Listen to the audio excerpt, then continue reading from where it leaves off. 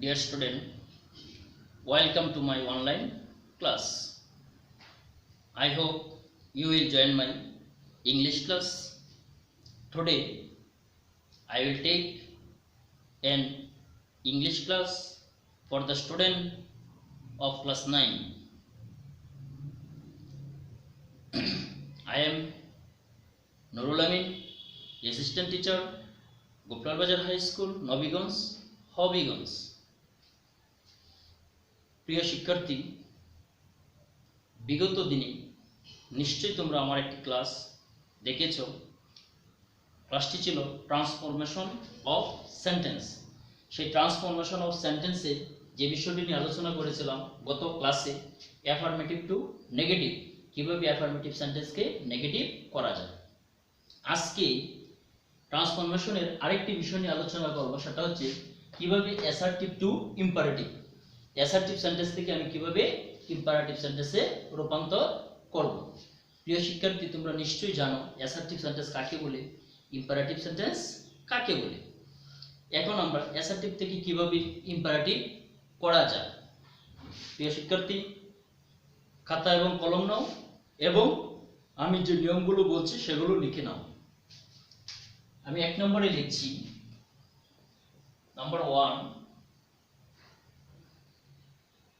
assertive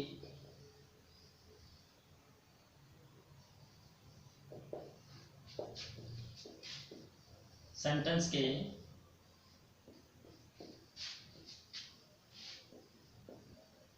imperative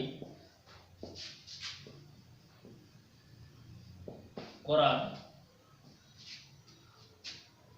সময়,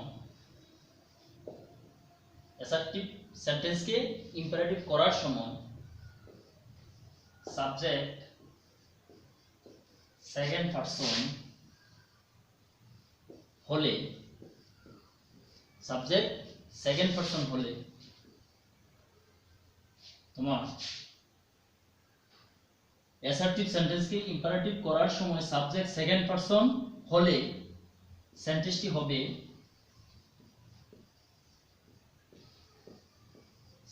হবে, প্রথমে ভার্ব বসাতে হবে প্লাস অবজেক্ট। লক্ষ্য করো প্রিয় শিক্ষার্থী, সাবজেক্ট যদি সেকেন্ড পারসন থাকে, অ্যাসার্টিভ সেন্টেন্সের সাবজেক্টটা যদি সেকেন্ড পারসন থাকে, তাহলে প্রথমে তুমি কি বসাইবা? ভার্ব বসাইবা। এরপরে কি বসাইবা? অবজেক্ট বসাতে হবে। এবার লক্ষ্য করো, উদাহরণে যাই। আমি যদি লিখি অ্যাসার্টিভ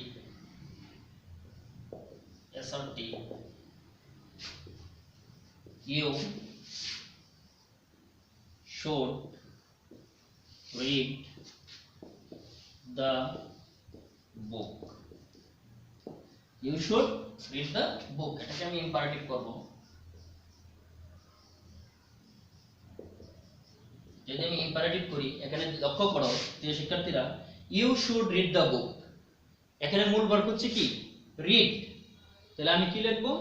যেহেতু নিয়ম অনুসারে কি বসাবো? ভার্ব বসাবো, তাহলে আমি লিখব রিড। অবজেক্ট কোনটা? দি বুক, অবজেক্ট হচ্ছে দি বুক, তাহলে আমি লিখব read the book, read the book. যদি আমি অ্যাসার্টিভে লিখি you should open the door, প্রিয় শিক্ষার্থী লক্ষ্য করো, যদি আমি এখানে লিখি you should open the door, তাহলে ইম্পারেটিভ কি হবে? ইম্পারেটিভ করার সময় আমাকে আগে ভার্ব খুঁজে নিতে হবে। তাহলে ভার্ব কোনটা? ওপেন, তাহলে আমি লিখব কি? ওপেন। অবজেক্ট কোনটা?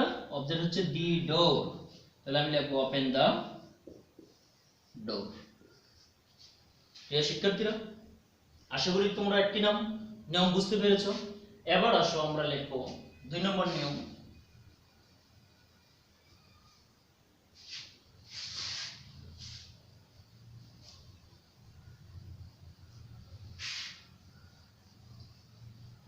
অ্যাসার্টিভ সেন্টেন্স কে এবার অ্যাসার্টিভ সেন্টেন্সটি যদি তোমার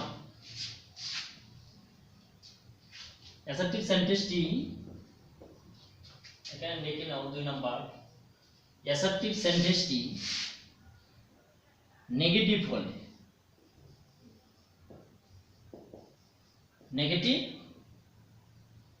হলে অ্যাসার্টিভ সেন্টেন্সটি নেগেটিভ হলে এবং সাবজেক্ট সেকেন্ড পারসন হলে অ্যাসার্টিভ সেন্টেন্সটি নেগেটিভ হলে এবং সাবজেক্ট সেকেন্ড পারসন হলে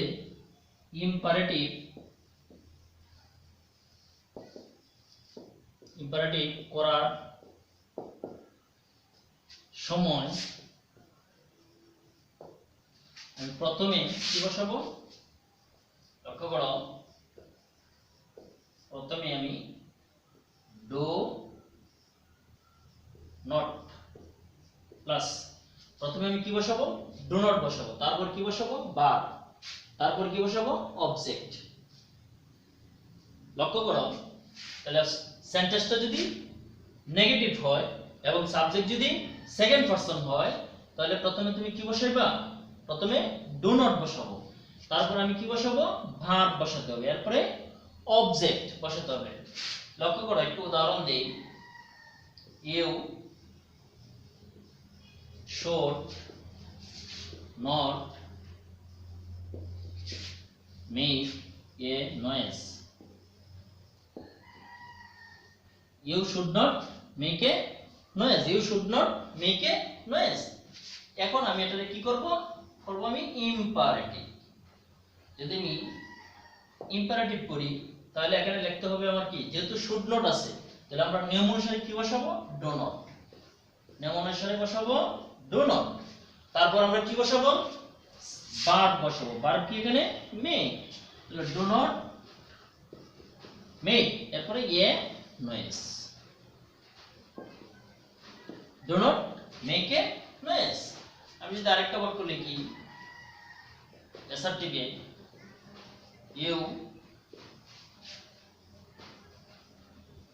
should not go to college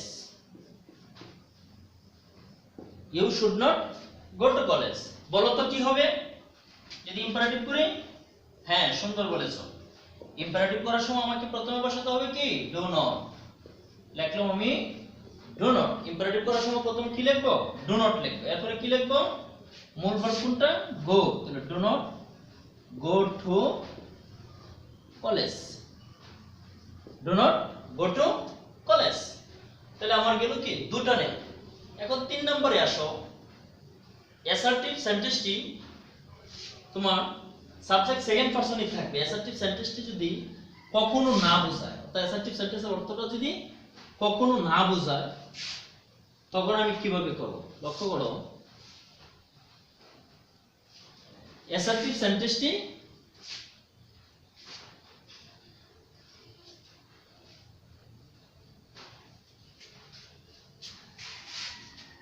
লক্ষ্য করো 3 নম্বর নিয়ম অ্যাসার্টিভ সেন্টেন্সটির অর্থ কখনো না বুঝালে অ্যাসার্টিভ সেন্টেন্সটির অর্থ কখনো না বুঝালে ইম্পারেটিভ করার সময়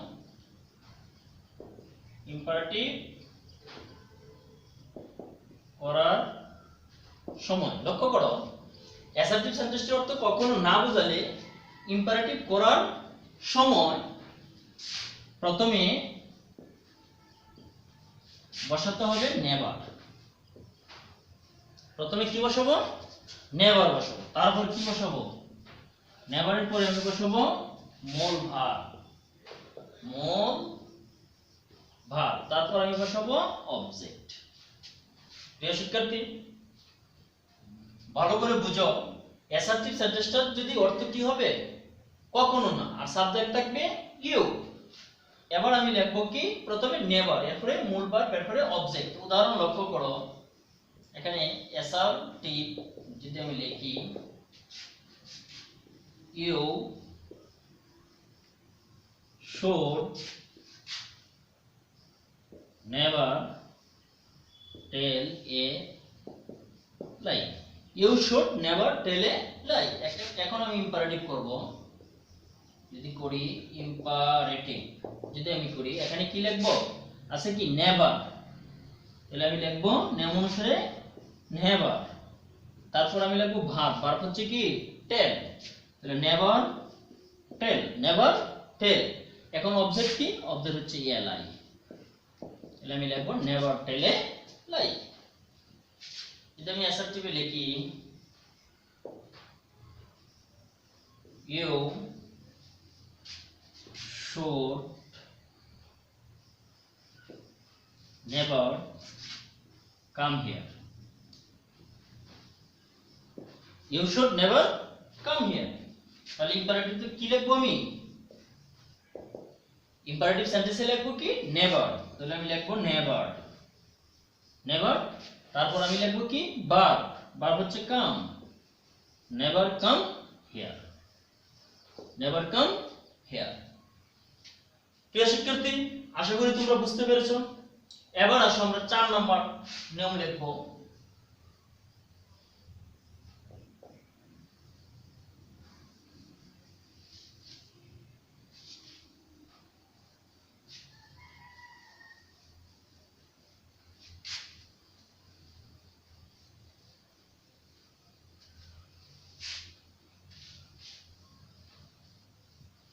অ্যাসার্টিভ সেন্টেন্স এর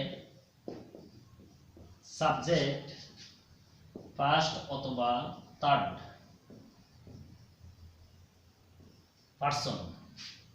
অ্যাসার্টিভ সেন্টেন্সের সাবজেক্ট যদি ফার্স্ট পারসন অথবা থার্ড পারসন হয়, থার্ড পারসন হয়, তাহলে ইম্পারেটিভ করার সময় কি হবে? তাহলে ইম্পারেটিভ করার সময়, ইম্পারেটিভ করার সময় আমি প্রথমে লিখব লেট। প্রথমে কি লিখব? লেট লিখব। তারপর কি লিখব? সাবজেক্টের অবজেক্টিভ ফর্ম লিখব। সাবজেক্টের অবজেক্টিভ, সাবজেক্টের অবজেক্টিভ ফর্ম লিখব। এরপরে কি লিখব? ভার্ব লিখব। এরপরে কি লিখব? ভার্ব, সাবজেক্টের objective form plus verb plus object. প্রিয় শিক্ষার্থী, লক্ষ্য করো অ্যাসার্টিভ ইম্পারেটিভ। অ্যাসার্টিভে যদি আমি লিখি I read a book, I read a book, তাহলে এখানে আমি কি লিখতে পারি? এখানে আই হচ্ছে ফার্স্ট পারসন, তাহলে নিয়ম অনুসারে আমি লিখব কি লেট। আই এর অবজেক্টিভ ফর্ম কি?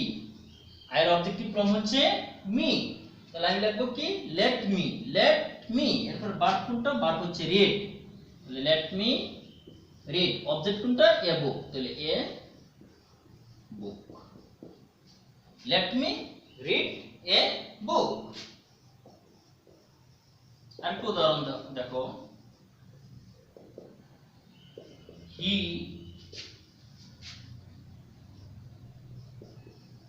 Makes a garden, he makes a garden. এখানে সাবজেক্ট কি? সাবজেক্ট হচ্ছে হি, আমি নাম অনুসারে বসাবো কি লেট, লেট। হির পরিবর্তে হবে কি লেট হিম। তারপর ভার্ব হবে make, let him make. Object হচ্ছে এ গার্ডেন, তাহলে আমি লিখবো এ গার্ডেন। প্রিয় শিক্ষার্থী, আশা করি তোমরা পারবে অ্যাসার্টিভ টু ইম্পারেটিভ। এবার আসো আমরা করাবো এক্সক্লেমেটরি টু অ্যাসার্টিভ সেন্টেন্স।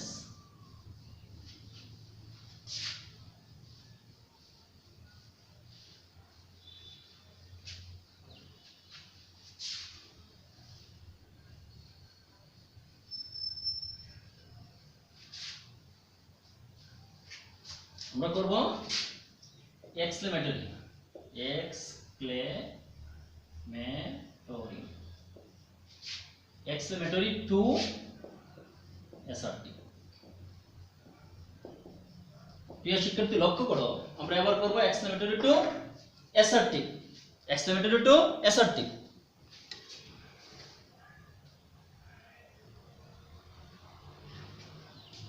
লক্ষ্য করো, এক্সক্লেমেটরি টু অ্যাসার্টিভ করার সময় আমরা কি করব? নাম্বার 1 এ লেখো প্রথমে সাবজেক্ট। প্রথমে কি বসাবো? সাবজেক্ট। সাবজেক্টের পরে লিখব কি? ভার্ব। সাবজেক্টের পরে লিখব কি? ভার্ব। তারপর আমি আর্টিকেল এ অথবা এন, এ অথবা এন ব্র্যাকেটে রেখে দিলাম। সাবজেক্টের পরে ভার্ব বসাবো, এ অথবা ভার্বের পরে বসাবো এ অথবা এন, প্লাস ভেরি অথবা গ্রেট, প্লাস ভেরি অথবা গ্রেট। তারপর আমি লিখব অ্যাডজেক্টিভ। অ্যাডজেক্টিভ। লক্ষ্য করো, আমি যদি উদাহরণ লিখি এক্সক্লেমেটরি, এক্সক্লেমেটরি আর হচ্ছে অ্যাসার্টিভ। লক্ষ্য করো, এক্সক্লেমেটরি যদি লিখি আমি how beautiful, how beautiful the girl is. আমি এই বাক্যটা লিখলাম how beautiful the girl is. তাহলে এখানে লক্ষ্য করো, প্রথমে আমি কি লিখবো? Subject. Subject K? The girl. তাহলে আমি অ্যাসার্টিভ করার সময় লিখবো দি গার্ল। দি গার্ল নাম অনুসারে কি লিখবো? ভার্ব। এখানে how beautiful the girl is, verb হচ্ছে ইজ। প্রিয় শিক্ষার্থী, তাহলে আমি কি লিখবো? আমি লিখবো এখানে the girl is. The girl is নাম অনুসারে এ অথবা এন, তাহলে লিখবো দি গার্ল ইজ এ। এরপর নাম অনুসারে ভেরি অথবা গ্রেট, লিখলাম very. The girl is a very. এখন আসুন কি লিখবো? অ্যাডজেক্টিভ। অ্যাডজেক্টিভ হচ্ছে বিউটিফুল, তাহলে আমি লিখবো বিউটিফুল। বিউটিফুল। তাহলে the girl is a very beautiful. আমি আরেকটা উদাহরণ যদি লিখি, লক্ষ্য করো exclamatory assertive. What a pig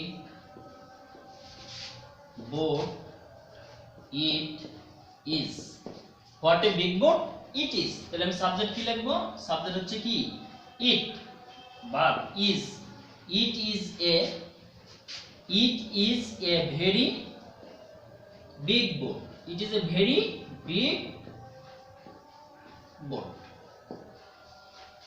এবার আসো এক্সক্লেমেটরি সেন্টেন্সে যদি এলাস থাকে 2 নম্বর নেমে, আসো এলাস যদি থাকে, অর্থাৎ এক্সক্লেমেটরি সেন্টেন্স দ্বারা যদি দুঃখ প্রকাশ করা বোঝায়, তাহলে লিখবা এলাসের পরিবর্তে বা দুঃখ যে সূচক যে ইন্টারজেকশন থাকে তার পরিবর্তে লিখবা ইট is a matter of sorrow that. It is a matter of sorrow that.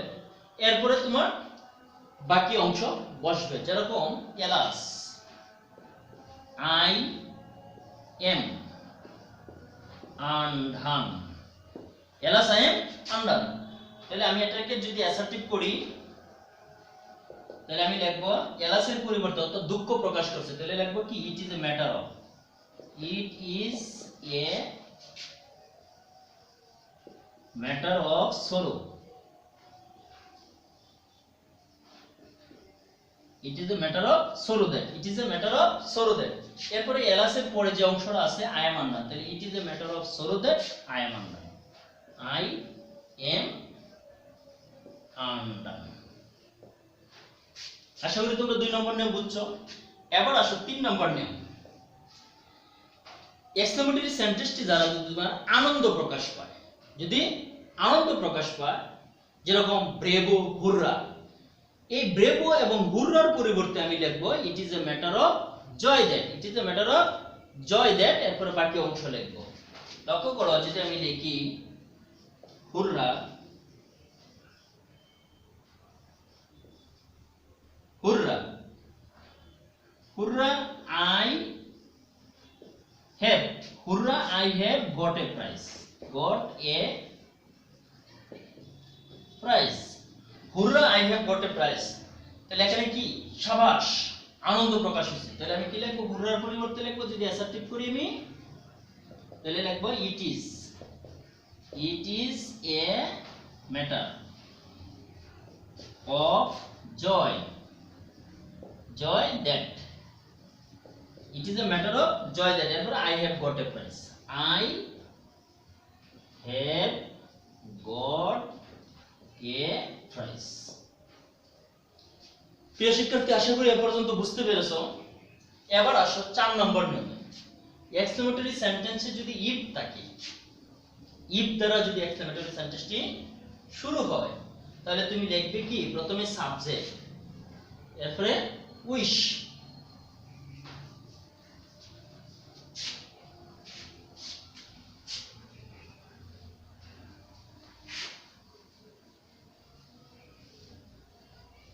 লক্ষ্য করো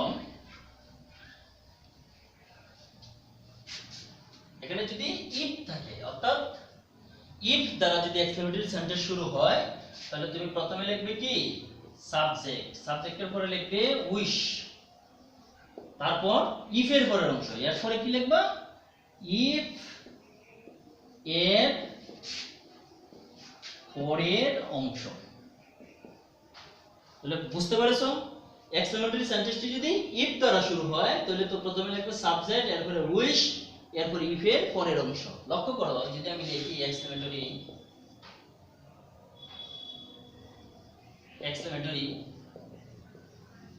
যেমন if I were a king, if I were a king, তাহলে বাক্যটি ইফ দ্বারা শুরু, তাহলে আমি নিয়ম অনুসারে কি লিখবো? সাবজেক্ট, সাবজেক্টকে আই, তাহলে এরপরে লিখবো কি? উইশ, আই উইশ, এরপরে হচ্ছে ইফ এর পরের অংশ, ইফ এর পরের অংশ কি? I were a king. লক্ষ্য করো, I wish I were a king, এর পরের নামটা যদি তোমার হেড দ্বারা শুরু হয়, হেড, যদি তোমার এক্সক্লেমেটরি সেন্টেন্সে হেড থাকে, তাহলে কি বসাতে হবে? প্রথমে লিখতে হবে সাবজেক্ট, সাবজেক্টের পরে কি? উইশ, সাবজেক্টের পরে উইশ, তারপর পুনরায় সাবজেক্ট, পুনরায় subject plus had, plus had plus বাকি অংশ, বাকি অংশ। লক্ষ্য করো, প্রথমে সাবজেক্ট, এরপরে উইশ, এরপরে পুনরায় সাবজেক্ট, এরপরে হেড, এরপরে বাকি অংশ। যেরকম উদাহরণে লক্ষ্য করো, যদি আমি লিখি head I wings of a bird, head I wings of a bird, তাহলে আমি অ্যাসার্টিভ করার সময় কি লিখবো? অ্যাসার্টিভ করার সময় আমি লিখবো কি? সাবজেক্ট, সাবজেক্ট কে?